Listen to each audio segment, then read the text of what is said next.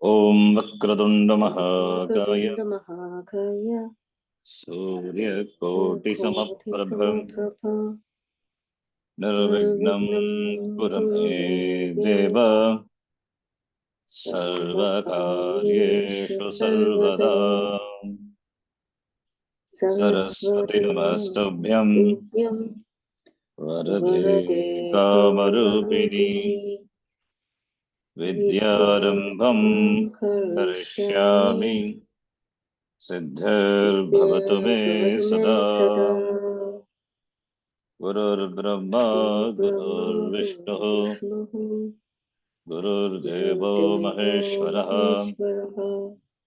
Guru गुरुः Sakshat साक्षात् Param परं Brahman ब्रह्म Tasmai तस्मै Shri Gurave श्रीगुरवे Namaha नमः Om Sahana Bhavatu सहनौ Sahano भुनक्तु Bhunaktu सह Sahaviyam वीर्यङ्करवावहै Karavahe Tejasvinha Vadhitamastama Vidvishavahe Om Shanta Shanta Shanti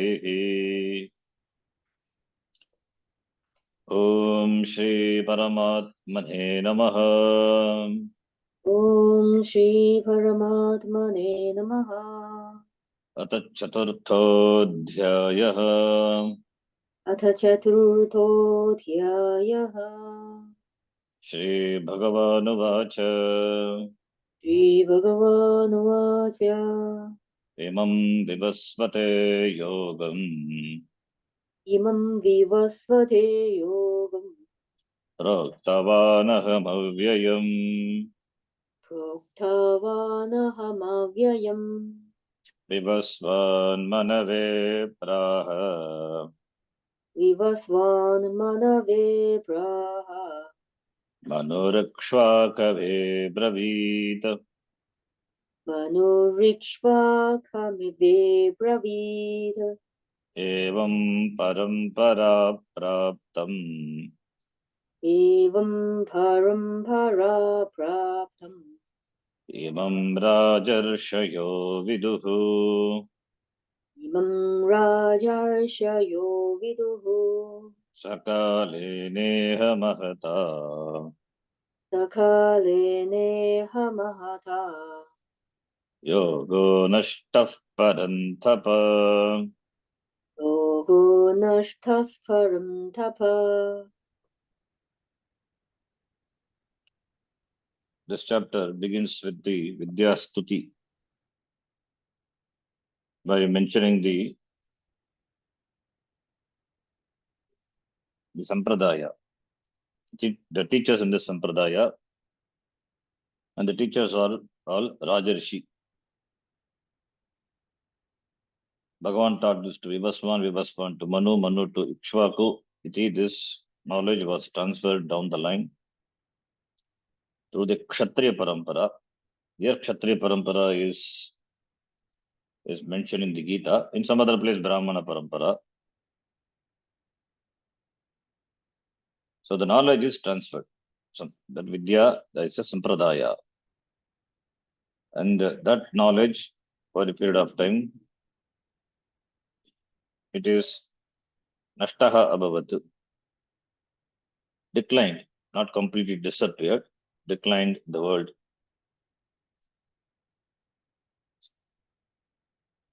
Now from here we will read.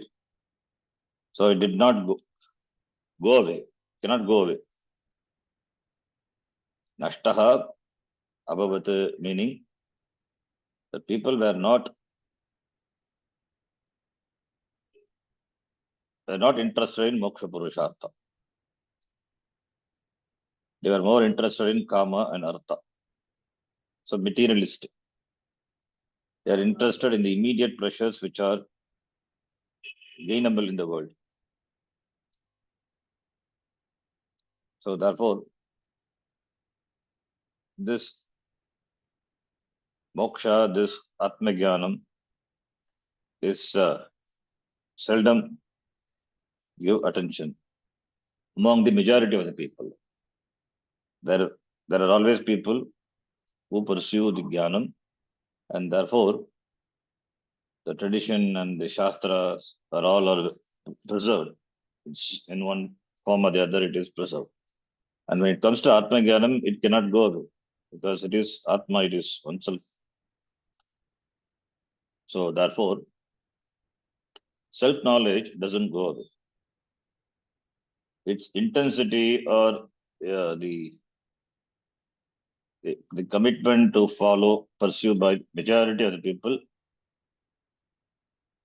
by more number of people before now, that in terms of pursuing, the number would have come down, but the knowledge cannot go away. The self-knowledge doesn't go away. So therefore, here, with a long lapse of time, this yoga has declined. Declined means it has because of the interest of the people. There's a shift in the interest of the people towards material pleasures, even not the pleasures which are gainable in the Swargaloka. People are not interested even in the Swargaloka Sukha. They are interested in the Sukha which are here and now.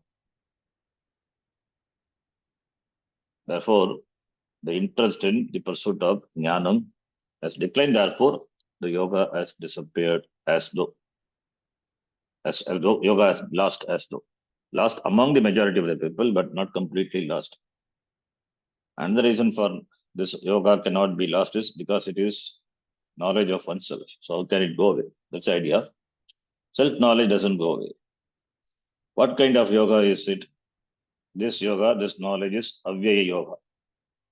Avyayam is imperishable. Na vyeti, na ksharati. Aksharam, na vyeti avyayam. Because it gives a knowledge that gives you that which doesn't die, meaning moksha. Moksha gained is gained. It cannot be lost. Unlike the other purushartha. Dharma gained can be lost, can be lost. Can one lose that? Similarly, artha and kama also subject to loss. Subject to change, subject to loss. But moksha is not subject to change, not subject to loss. Therefore, the end, the moksha is avyaya. Therefore, the means, the yoga, that is also called avyaya yoga iti. Moksha is the only thing that doesn't go away. Why it doesn't go? Because it is nityam. It is nityam. Because it is identical with the Atma, which is nityam, eternal. Eternal means nityam, not bound by time. It is not limited by time. Therefore, nityam.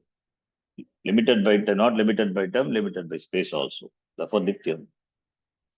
It is the knowledge of the Atma. Therefore, moksha gained is gained forever. So there is no returning back. There is therefore no coming back to samsara again. It is gained forever. Therefore, avyayam. The result is not lost. Once it is gained forever. Therefore, the means, that is a yoga, by which the end is gained, the moksha. Moksha is avyayam. Therefore, means also called avyayam. Therefore, avyayam yogam pura,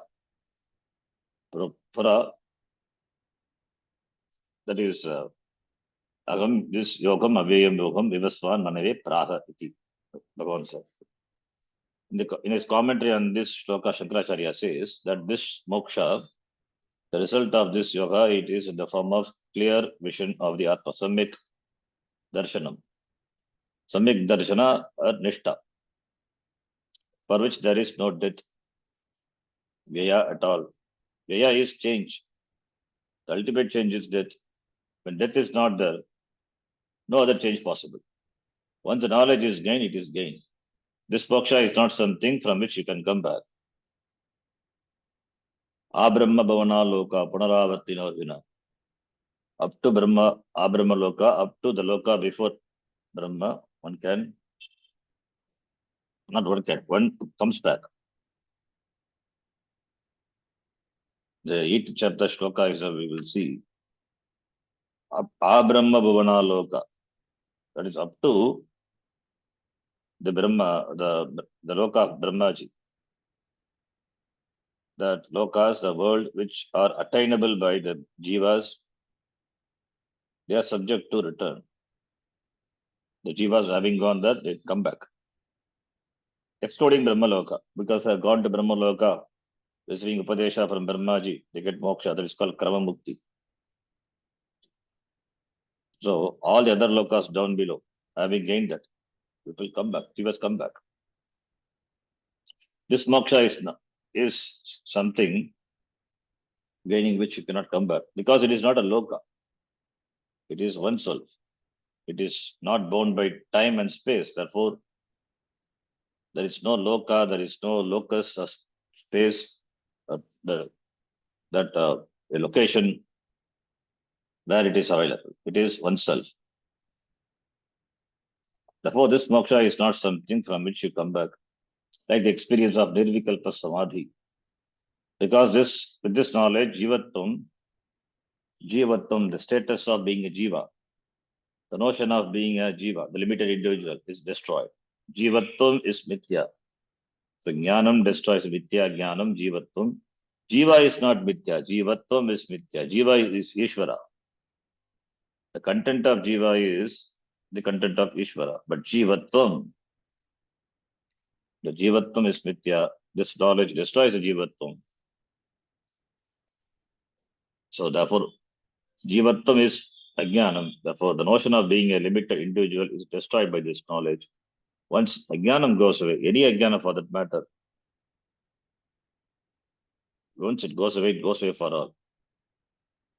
This jnanam which destroyed ajnanam is something that this jnanam you cannot even forget. Other jnanam one may forget, but this jnanam is not subject to even forgetfulness. It is because it is about oneself. Aparavidya, the knowledge with regard to the other fields of the other fields, other than Atma, the field of science, etc., knowledge, they are subject to forgetfulness, not even loss. But this knowledge is about oneself, therefore one cannot be lost, one cannot lose that. So once gained, there is no coming back, which is why the knowledge is called Avyaya. In the second shloka, addressing Arjuna as Parantapa, the scorcher of enemies, Paran Tapati. Parantapa. Parantapa burns, scorches the enemies. Krishna says, in this way, the knowledge which has been coming down through the families of kings, Kshatriya, Parampara, Sampradaya, as well as through the families of sages, rishis, Rajarshaya. So Rajas as well as rishis. So this knowledge has been coming through this Sampradaya, that is through the kings and Rajarsh and rishis. So here, either you can take Evam Parampara Praptam Imam Rajarshayoho Viduhu. Here two things are Raja cha Rishi cha, Rajarshaya. Viduhu, Rajarshaya. Rajarshi, Rajarshi, Rajarshaya, Bhagavachanam. So here you can take it as Karmadharaya, or you can take it as Dvanda Samasa, any Samasa. Either you can take it as the Parampara is Kshatriya Parampara, the kings and their rishis, or Rajas, one is Kshatriya Parampara, taking Rajas, and Rishaya taking separately, that is Rishi Parampara. In that way also it can be interpreted.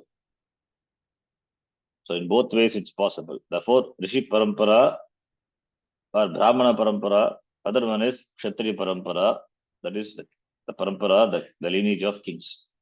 That is why here he says, as well as to the families of sages, rishis. Rishi Parampara, Kshatriya Parampara, Rishi Parampara. Thus, there are two types of flow through which the knowledge is transmitted from one generation to the other. So this way also it is possible to interpret. So we can take Rajasheha to be either the Kshatriya Sampradaya, Kshatriya, the lineage of Kshatriya, the kings, or Raja as one, Rishi as another one. So through these two paramparas, Rishi Parampara and the parampara of the kings, Kshatriya Parampara. Because of this knowledge alone, Shankaracharya says that kings like Janaka, etc., Janaka, were able to perform the duties well without abusing the royal powers entrusted to them. And we saw in the third chapter only. Yes, Janakadayaha Karmanaiva Samsiddhim Asitaha Janakadayaha. Bhagavan mentions Janaka, the Gita, the third chapter, we saw 20th shloka, I think. Janaka, etc., were able to do the duties properly without abusing their royal powers and interests because they are jnanis. Power and understanding should go together. Jnanam and Shakti, the power, should go together along with a certain contentment.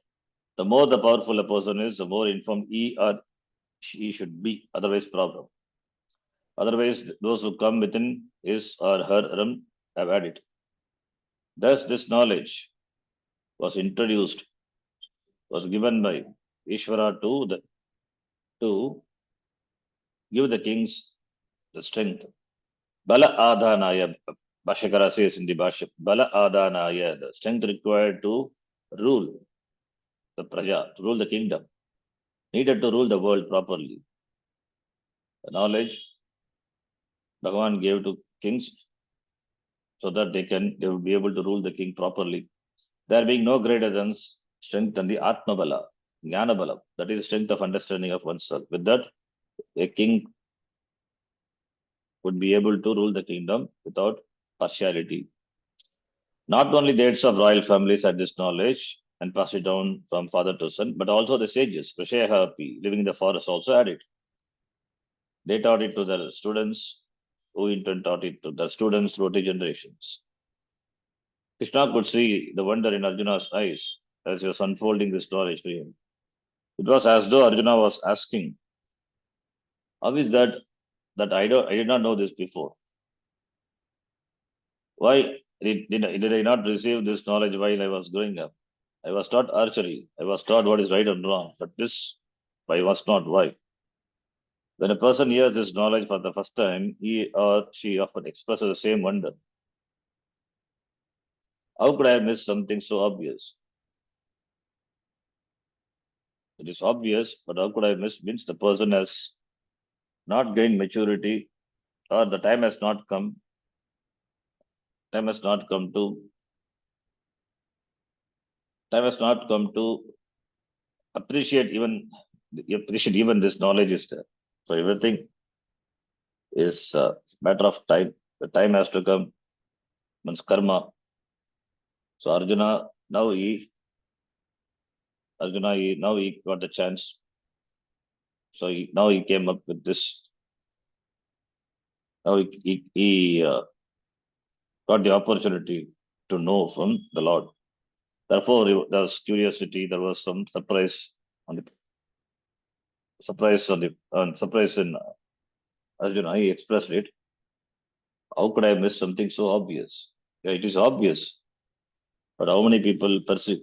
Because they are not interested. Therefore, even though it is open and obvious, because people are not interested, they seldom look at. Therefore, it is as though it is hidden. It is as though it is hidden, as though it is not taught. Knowledge is always, all the time, it is available. One cannot miss it. If one misses it, means because one focuses on one focuses somewhere else. Therefore, one misses it. Although great sages like Vyasa and Shukra lived in Arjuna's time, this knowledge that Krishna had given to Arjuna was not readily available. Since only a few people knew of it, it was as though it was lost. Everyone else was busy with other things. Yes, in other words, Duryodhanas of the world, not only Duryodhana of this epic Mahabharata, Duryodhana of the world were too numerous. There were many Duryodhanas and they were pursuing Arthakama, and therefore people had no time for this knowledge, no time, no interest. So therefore, it was as though it was lost, as though it is kept secret, as though it is hidden in the mountains. And therefore, when a person discovers this through some means, to some teacher, then he says, how could I miss this? This is why Krishna tells Arjuna, although that this knowledge is sounded new and strange to him, there's nothing new or strange about it. This knowledge has been there since the creation started. It has been around since the beginning. The same good old wisdom. And I'm merely presenting it to you today as it has been always. It seems strange to you only because you have not had the occasion to listen to it. Always there are some Swamis giving discourse, but one fine day we find the speech of such Swami and then get attracted, and then we also, in astonishment, we say, how could I have missed this? Because we were not interested, we were interested in something else. Therefore, other interest camouflage this knowledge as though it doesn't exist. Suddenly it has come. It is not like that. It is always there. There's nothing new about this. Then Krishna anticipates that Arjuna's next question would be, why did you choose to teach me today and not before? Therefore, he says, the third shloka, this line is called Sangati. Why you chose to teach me, not before? That's how the shlokas are connected. It's called Sangati, connection. So, if that is the question, if that is anticipation, then therefore he says, Sayevayam maya tedya Saivayam maya thetya yogah proktah puratanaha yogah proktah puratanaha bhaktosi me sakha cheti bhaktosi me sakha cheti rahasyam hetaduttamam. rahasyam hetaduktamam. You are my bhakta, devotee, and Saka. Saka is Pullinga here. Saki is Strilinga. Saka, Sakayo, Sakayaha. So you are my friend. You are my bhakta, devotee also. And Shishya also. Shishya Tegam Shadibam Tom Prapam. Therefore, devotee. Iti. Therefore, Maya, by me today, I'm teaching you. I am Puratanaha Yoga. This yoga which is Puratanaha, not something new. It is there since the beginning. Therefore, Adya today, Maya Proktaha, it was taught by me. This yoga, which is a very profound, Uttamam Ragasyam, secret, most exalted secret. There's nothing secrecy. It is open. It is open, but this.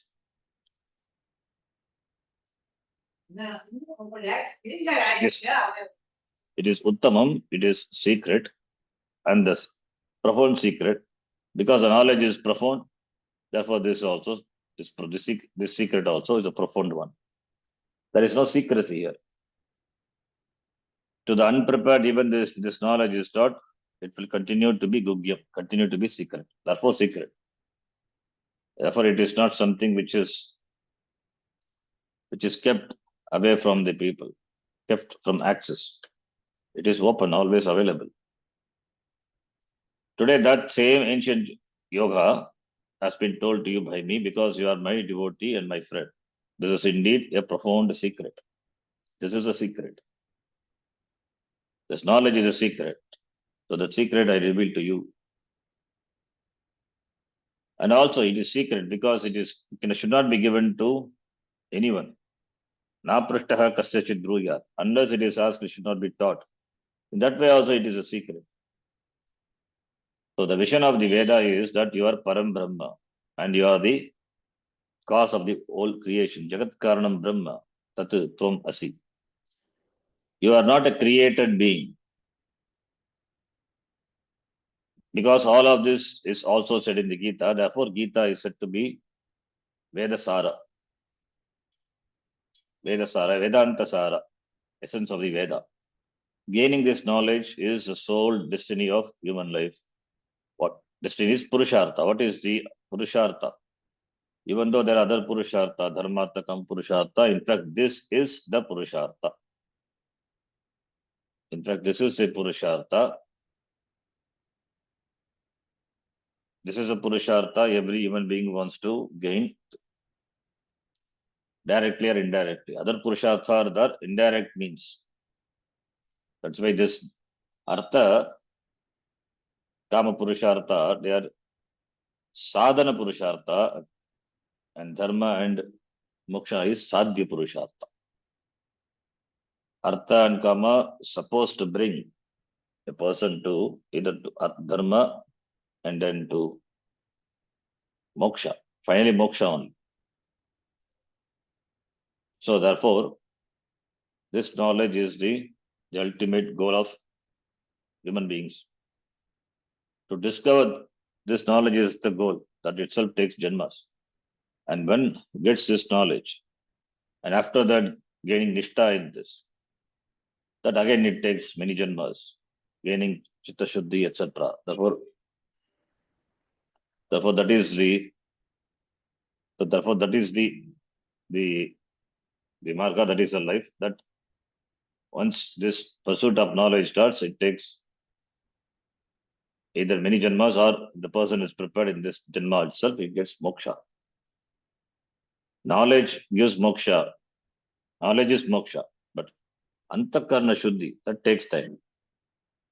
Becoming a matured person, antakarna shuddhi, this raga dvesha nivritti, that alone takes time. Jnana yogyata, preparedness for jnana yoga, preparedness for receiving this knowledge, that alone takes time. That takes time. It takes sometimes many janmas. If the person is prepared, this janma itself. But once a person has chosen this path, there is no going back, there is no falling back for that person. Therefore, that jnanam, that moksha is the goal. So the janmas are all the other janmas, all the janmas are meant for subsequent janmas, are meant for gaining this goal alone.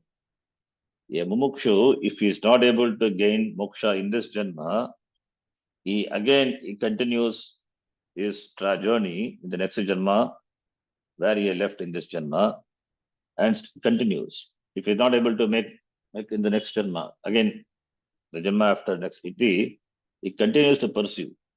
The goal is this knowledge, nishta, in this jnana. Until one has this knowledge, one is born to live a life of samsara, pleasure and pain, joy and sorrow, birth and death. Iti. Okay. I think this is a long one. We will stop here. We will see. We'll discuss this in the next class. From here, the Veda true to its vision. Give a twofold marga. Twofold nishta, jnana nishta and karma yoga. We'll continue the next class. Om Purnamadav Purnamidam Purnat Purnamadachyate Purnasya Purnamadhaya Purnameva Vashishyate. Om Shanti Shanti Shanti. हरिः ओम श्री गुरुभ्यो नमः। श्रीगुरुभ्यो नमः। हरिः हरिः ओम्। ओम। धन्यवादः। धन्यवादः।